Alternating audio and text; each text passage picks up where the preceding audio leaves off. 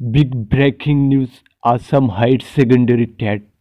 ৰাজ্যেৰ শিক্ষিত নবনালৈ সুখবৰ অচিৰি অনুষ্ঠিত হ'ব টেট পৰীক্ষা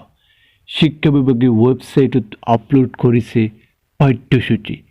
এই সিলেবাস অনুসাৰে টেট পৰীক্ষা এবাৰ কলা বিজ্ঞান আৰু কমাৰ্চৰ বাবে পৃথকে পৃথকে অনুষ্ঠিত হবে তেওঁলোকৰ এছএছএ ৱেবছাইটত উচ্চতৰ মাধ্যমিক টেট পৰীক্ষাৰ বাবে পাঠ্যসূচী আপলোড কৰিছে 2014 চনৰ পাছত দ্বিতীয়বাৰৰ বাবে ৰাজ্যত অনুষ্ঠিত হ'ব সুদীৰ্ঘ 6 বছৰৰ অন্তত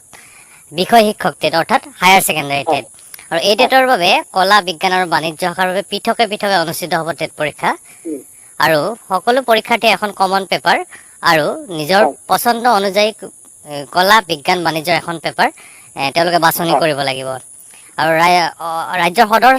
সমূহত একেদিনে অনুষ্ঠিত হ'ব এই পৰীক্ষা আৰু এই পৰীক্ষাত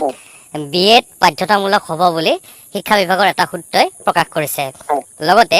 ৰাজ্যৰ আহি থকা বিধানসভা নিৰ্বাচনৰ পূৰ্বেই ৰাজ্যত যিমানবোৰ বিদ্যালয়ত খালী হৈ আছে উচ্চতৰ মাধ্যমিক বিষয় শিক্ষকৰ পদ তেওঁলোকে সকলোখিনি পদ পূৰণ কৰিব আৰু ৰাজ্যত বৰ্তমানে চলি থকা হাইস্কুল টেটৰ যি ভেৰিফিকেশ্যন প্ৰক্ৰিয়া ইতিমধ্যে ৰাজ্যত বিভিন্ন ঠাইত চলি আছে একেলগে ঠিক এইখিনি সমাপন হোৱাৰ লগে লগে ৰাজ্যত হায়াৰ ছেকেণ্ডাৰী টেট পৰীক্ষা অনুষ্ঠিত হ'ব আৰু শিক্ষা বিভাগৰ সূত্ৰতে সদৰি কৰা মতে বছৰ বছৰ ধৰি ৰাজ্যত যিবোৰ হায়াৰ ছেকেণ্ডাৰী শিক্ষক পদৰ বাবে ছাত্ৰ ছাত্ৰীৰ সমস্যা হৈ আছিলে আৰু শিক্ষামন্ত্ৰীগৰাকীয়ে যথেষ্ট তৎপৰতাৰে অতি শীঘ্ৰেই হায়াৰ ছেকেণ্ডাৰী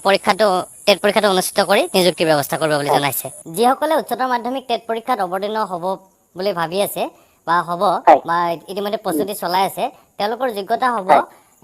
কলা বিজ্ঞান আৰু বাণিজ্য শাখাৰ স্নাতকোত্তৰ ডিগ্ৰীধাৰী আৰু তেওঁলোকৰ স্নাতকোত্তৰ পৰ্যায়ত 50% নম্বৰ থাকিব লাগিব আৰু লগত বিএড বাধ্যতামূলক এইখিনি যোগ্যতা থাকিলে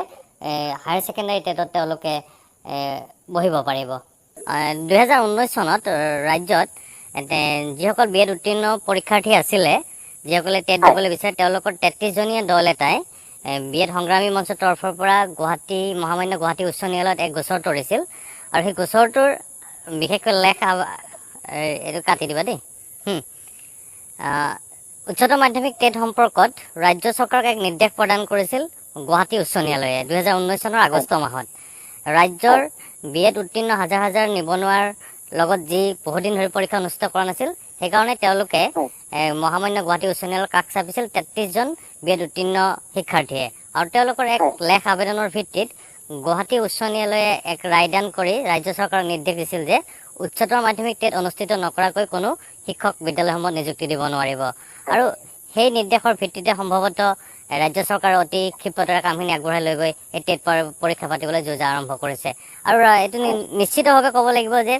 ৰাজ্যৰ বিএড উত্তীৰ্ণ শিক্ষাৰ্থীসকললৈ এক সুখবৰ ৰাজ্য চৰকাৰে দিব বিচাৰিছে এই টেট পৰীক্ষা অনুষ্ঠিত কৰাৰ মাজেৰে